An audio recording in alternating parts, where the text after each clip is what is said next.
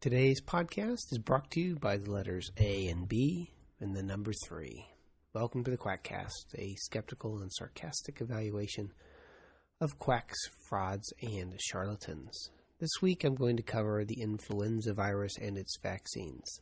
This is brought to you as a side project of Pussware LLC, the publisher of the Persiflager's annotating compendium of infectious disease facts, opinion, and dogma, your uber hyperlinked electronic guide to infectious disease at pussware.com. We will also find the CME-accredited Persiflager's infectious disease podcast. References, as always, are at quackcast.com. My .mac folder contains the MP3s of this file instead of the enhanced podcast that you'll get on the iTunes site. I have a bit of a bug this week. It always happens. I did not feel a cold coming on, so I took some airborne, and of course I got the cold. No, I got the flu. Let's talk about the flu. Now, this podcast is a bit different than prior podcasts in that I'm going to cover the myths that surround influenza and the influenza vaccine, since, at least in my mind, the vaccine is not a form of quackery, although this may not be in the minds of others. Some of this has been covered in my interview at the Skeptic's Guide to the Universe, which I commend to your listening, but I have my reasons for repeating myself, not the least of which is laziness. My main job in life is Chief of Infectious Diseases and Infection Control for Legacy Health System, which sounds impressive until you discover that I am only one of 2 infectious disease docs in the system, and my colleague doesn't want to be the chairman. It's easy to be king when you live in a country whose population is 2. But every year, flu season rolls around, and every year we try and get our staff and patients vaccinated. And every year I have to hear the same old song and dance about why I don't need to get the vaccine, or this employee should not get the vaccine. So this year I can really make them suffer by suggesting they listen to this podcast. Vaccines and their efficacy is not a pretty topic. The studies are hard to do, the vaccine biology and response is messy, but I'm going to assume that you know a burrow from a burrow and are smart enough to learn the details of the topic. And as a result, this year I'm not going to have to listen to the same old BS about why you should not get the vaccine. But first, influenza. There is influenza A and influenza B. That's it. Well, there is an influenza C, but it doesn't cause much in the way of active disease. So you have 2 letters, A and B, 1/13 of an episode of Sesame Street. You can deal. There's also, as a rule, 2 strains of influenza A and 1 strain of influenza B circulating every year. This year it's influenza A, called H3N2, and influenza A, H1N1, and an influenza B virus. So 2 letters and the number 3. Simple. 1, 2, 3, AB. I almost have a Jackson 5 song here. Now, there are strains of influenza for each animal. There's pig influenza and human influenza and bird influenza, etc.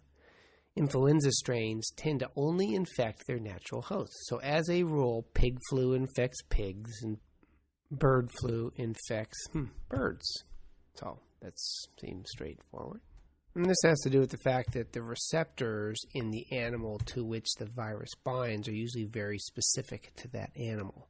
Most animal infections don't easily jump to a different species. So why then do we worry about avian influenza, which, by the way, is an influenza A? This is because, as of yet, the bird strain does not easily infect humans.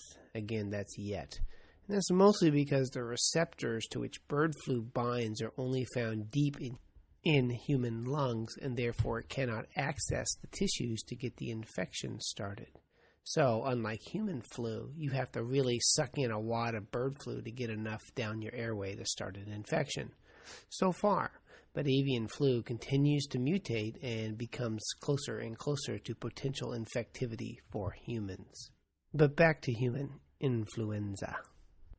If you think human reproduction is sloppy and out of control, you haven't been paying attention to the world of the virus. Viruses proliferate at rates that boggle the mind. An active case of influenza, for example, produces more than 7 million viral particles per mil of snot and mucus. Give a cough or a sneeze, and those go spewing out into the air where you can suck them into your lungs. That's billions of viral particles in one person over the course of the disease. Think of the genetic variation in 6 billion humans. Think of one person with 6 billion viruses. Think of 20% of the world getting the flu. Attack rates are usually on order of 10 to 20% in the flu season. That's a lot of virus, and a lot of sloppy reproduction, and a lot of chance to mutate. Mutations occur in the DNA, which then result in altered surface proteins, and those make the virus change. Now, immunity to influenza is determined by antibodies to two proteins found on the surface. One that's called the neuraminidase, and the other called the hemagglutinin. Because of changes over the flu season in the genes of the virus, the neuraminidase and hemagglutinin proteins slowly change so that at the beginning of the flu season, the virus is different than the one you end up with at the end of the flu season. And this is due to the slow accumulation of mutations. You'll hear, for example, that the vaccine has H1N1. Well, the H that you hear is the hemagglutinin type, and the N is the neuraminidase type. But every year, due to random mutations, the H and the N can change, and as a result, last year's vaccines may not cover this year's strains, or perhaps only provide partial protection. It is one of the reasons, just one of the reasons, that you need a new vaccine every year. Unlike hepatitis A or chickenpox, you've had those vaccines, right? No? Good. My eldest is approaching college age, and I need income to pay for their tuition. The fewer that are vaccinated is better for my financial situation. But the immunogenicity of influenza changes every year, so the antibody against the current strain of influenza is not as good with each passing year. And it takes time to make a flu vaccine. Every dose is made from a chicken egg. One dose, one egg. If you want to vaccinate everyone in the United States, you have to have 300 million eggs. And not just any egg, it has to be just so that they can be inoculated to go the virus. And there is one poor chicken who has to lay all these eggs. Poor thing. If it succumbs to avian flu, well, I hate to think about the consequences.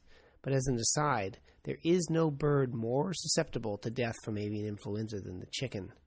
So, if the avian flu sweeps through our chicken population, we'll have no vaccine chickens, and then, voila, no vaccine. So it takes time to lay all these eggs, grow up the flu, make the vaccine, add the thimerosal so we can keep the autism rates high. Oops, I shouldn't have said that. But it takes time. And so what the powers that be do, at least those who are not killed by VOCA.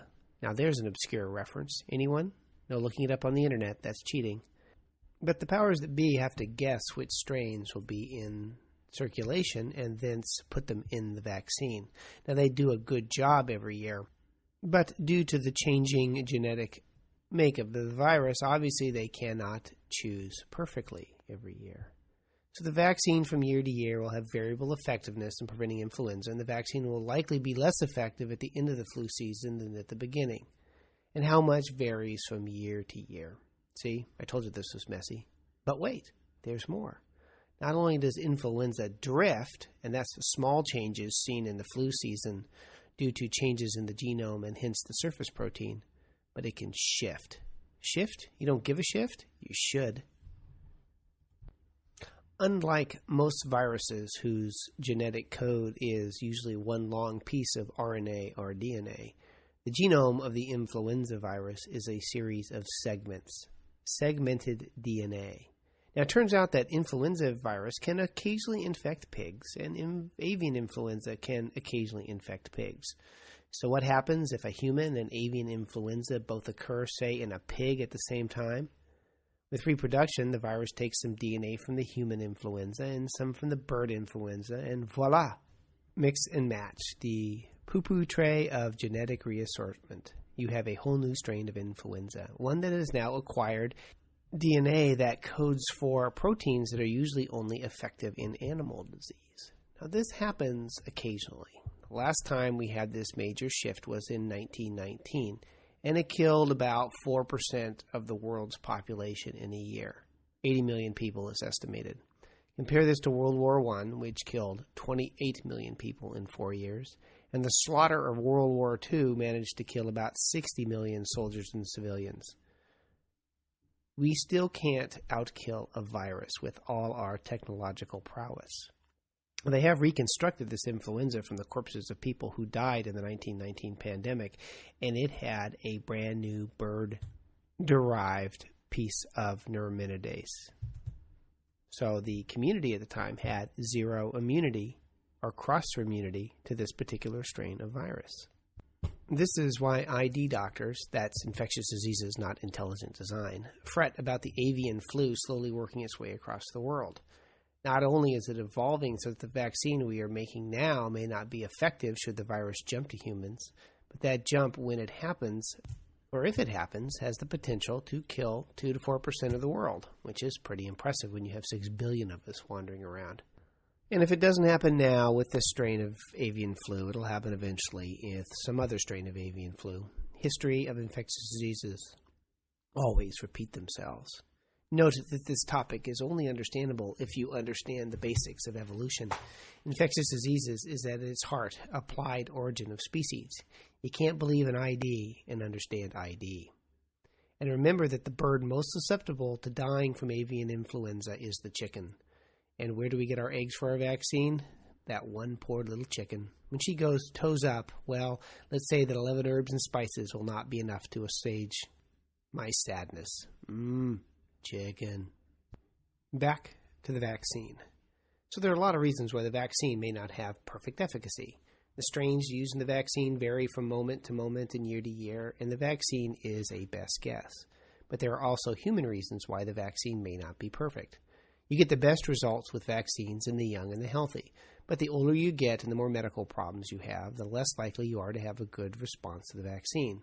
If you happen to be a 95-year-old AIDS patient on chemotherapy for your lymphoma and dialysis, you can pretty much predict that your response to the vaccine will not be all that good. And then there is your immune system. You are not the same as me, for which I am sure you are grateful. But your immune system is not the same as my immune system. Variability is the clay upon which evolution works, and differences in your genes, called polymorphisms, may make you less able to immunologically respond to vaccines and perhaps the virus. So getting the vaccine may not work for you, making it all the more important that others get the vaccine to cover your sorry butt. And there are two other issues to consider with vaccines: the effect on the individual and the effect on populations. Bugs need a critical mass of susceptible people to spread through a population. If enough people are immune, then the infection can't spread. And so while the vaccine may not take in your grandmother, it may take in you, and if you don't get the flu, you can't pass it on to your old granny, who may well die from the flu or its complications, because it's usually the old and infirm who die from influenza. Now, you may hate your old granny and are only nice to her because you expect to inherit her millions, not realizing it's all going to her dog.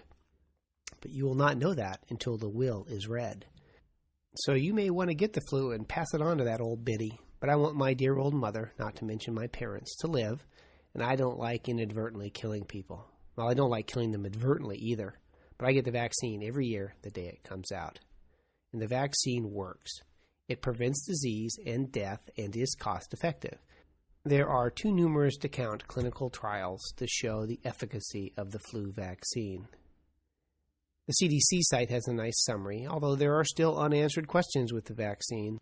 It is as well studied as any vaccine and is effective.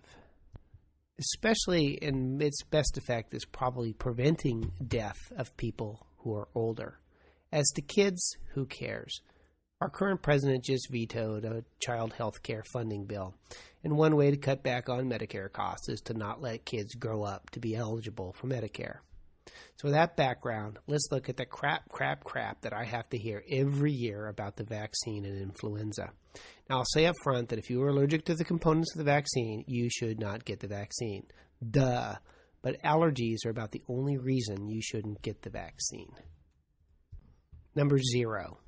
I've done some coding in the past, so I like to start with 0. Flu ain't no big thing. It is a big thing. In a good year, only 30,000 extra people die from influenza and its complication. And as mentioned above, in a bad year, like 1919, it killed 600,000 people. That's U.S. population, not worldwide. Now you may say to yourself, no way, 30,000? I don't see that many people die. Well, that would be about 300 extra people a year in the Portland metro area, which would be about 3 a day in flu season. Now go look at your obituary column. See how many people die every day? A lot of people die every day, and a couple extra a day would barely be noticed. And they may not die specifically of the flu. The flu can lead to secondary bacterial pneumonias, or they may have underlying heart or lung disease, and they can no longer manage the physiologic stress induced by the illness, and they die. And it is a miserable illness. People use the term flu quite liberally to describe any mild illness. There is, for example, no such thing as stomach flu. Influenza is a disease with high fevers, a terrible cough where you feel like you're trying to give birth to your spleen by coughing it out, and your muscles ache like you've been pummeled by a ball-peen hammer. You will be in bed for a week and out of work for 2. If you ever get the real flu, influenza, you will never call the too numerous to count piddly little upper respiratory infections the flu again. Number 1, I never get the flu, so I don't need the vaccine. Basically, these slackers have been sponging off the rest of us. You are relying on herd immunity, the fact that if enough people get the vaccine, you are protected so it can't spread. Basic selfishness. But if you get it, and it only takes 100 viral particles to get influenza, not only will you be sick, but you'll pass it on to someone else who's at higher risk of death, like your dear old granny with heart failure. You want to kill her? Well, you might if you don't get the flu vaccine. Although people do not realize it, this is a fundamentally selfish reason for not getting the flu vaccine. Number 2, the vaccine causes the flu. It does not cause the flu. The most you'll get is a sore arm for a day or 2, maybe a little fever. Certainly much less of an illness than the flu. But it's a killed vaccine. It's killed. It's dead. He's passed on. This influenza is no more. He has ceased to be. He's expired and gone to meet his maker. He's a stiff, bereft of life, rests in peace. If you hadn't put him in a syringe, he'd be pushing up daisies. Its metabolic processes are now history. It's off the twig. He's kicked the bucket. He's shuffled off its mortal coil, run down the curtain, and joined the bleeding choir invisible. It's an ex-influenza. There's no way a dead virus can give you the flu. A dead virus cannot cause infection any more than a dead human can come back and feast on the brains of the living. There is a live attenuated virus that you can snort up your nose. It cannot cause influenza either, but it can give you a stuffy nose. You poor little baby with your little stuffy nose. That's so sad. You know, I spend all day in the hospital taking care of acutely ill patients, and I do not have a lot of sympathy for people who whine about the minor slings and arrows of outrageous fortune. Number 5. I get the vaccine, but I get the flu anyway. Maybe. The vaccine isn't perfect, unlike me, at preventing disease. Its success rate for prevention is 60 to 80% or so, depending upon the patient. As mentioned above, the worse the immune system, the older the patient, the less effective it will be in preventing disease. But if you get a partial response to the vaccine, it may not prevent disease, but it may prevent you from dying should you get the flu. So sometimes having just a little bit of immunity on board is enough to make the difference between living and dying. There are 3 benefits from getting the vaccine. It may prevent you from getting the disease. It may prevent spread to other people, but it also may prevent you from dying of the flu or its complications. So you get the disease and you're less likely to die. That seems to be a pretty good thing in my book. This week there was a brouhaha about MRSA, methicillin-resistant Staph aureus, in the newspaper. And we could be heading for a perfect storm, as one of the important causes of post-influenza pneumonia is Staph aureus pneumonia. And we currently have a staph, that MRSA, or MRSA, which I hate to say, circulating in the community that is very difficult to kill, and is particularly nasty if it makes it into the lungs. So imagine a bad flu year, or even a good flu year, combined with a new and hard-to-kill Staph aureus, which could potentially lead to even higher death rates. Having seen a few normal people who get a relatively mild influenza and then proceeded to get a rapidly fatal secondary Staph aureus pneumonia, I think it would be nice to prevent the flu. IV. The vaccine is for the elderly. Here's the list from the CDC in gruesome detail, all of them what should get the vaccine. All persons who don't want to get the flu. or may transmit the flu to others. That sounds like a number of people I know. And then all children aged 6 to 59 months, all persons greater than 50, children and adolescents who are at risk for developing Ray's syndrome, i.e. kids on chronic aspirin, women who will be pregnant during the flu season. Pregnant women, unlike pregnant men, are more likely to die of influenza. Adults and children who have chronic lung, heart, kidney, liver, bone marrow, or metabolic disorders such as diabetes. Adults and children who are immunosuppressed. Adults and children who have any condition that could compromise their ability to handle respiratory secretions such as spinal cord injuries, seizures, or other neurological disorders. Residents of nursing homes and chronic care facilities, healthcare personnel, healthy household contacts of all the above. So do me a favor, drop me an email if you don't meet that list of criteria of people who should get the flu vaccine. It's available, of course, at the CDC site if you want to read it in detail. And I will hopefully remember to put it on my website as well. Number D. The government puts thimerosal-powered tracking devices in each vaccine. Well, that's true, but they're going to have to power their nanobots with some other source of power rather than thimerosal. And that technology is lagging behind. So at least for the short term, they will have to rely more upon inhaled nanobots from contrails than the tracking devices placed at the time of vaccine. But the current vaccine does have some thimerosal in it, and so the tracking devices should be effective as long as you're getting the flu vaccine, but may not be if you're getting other vaccines. Number JAV. What language is that? I'm getting more obscure. Vitamin C, echinacea, or airborne will stop the flu. Oh, God, that's so funny. It hurts. See my other podcast for details. Vitamin C will be a future podcast topic. Number 7. Cold weather can cause you to catch the flu. Cold weather leads people indoors, and it's crowding that allows you to be infected since you are near people who are coughing. That's how cold weather spreads the flu. It's crowding. By the way, if you cough, please cover your mouth. The reason your doctor has you turn your head and cough is so that she does not get sprayed with your mucus when she coughs. Cough is one of the best and most efficient ways to deliver infections. If you are coughing, or your patient is coughing, or your family member is coughing, you are spewing organisms out into the environment. If we were more considerate of others, like in the East, we would wear masks when we had a coughing illness, and we would probably cut back on the spread of all sorts of infectious diseases. It's being indoors and crowding that leads to the spread of infectious diseases. Are there other things that one can do to prevent influenza besides covering up when people around you are coughing? Well, don't inhale. It worked for President Clinton. But mostly stay away from them that cough.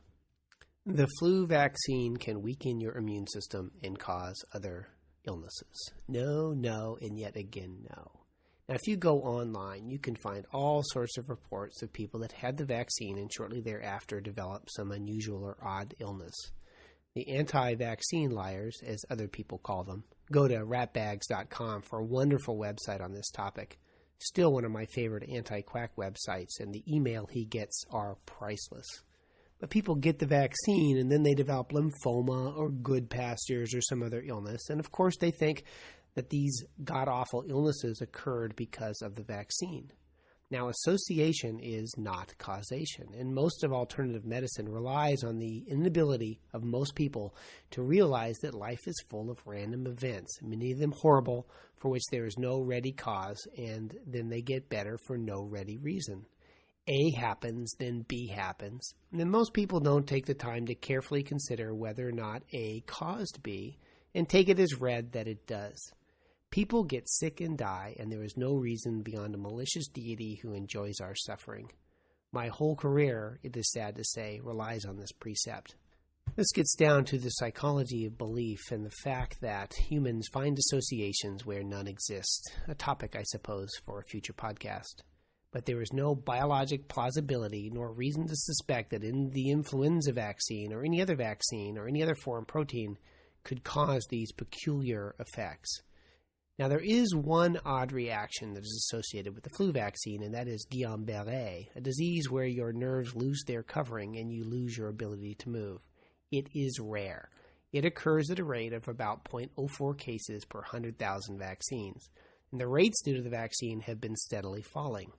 It is rare, and your chance of getting flu and dying from flu is much higher than getting Guillain-Barré from the vaccine.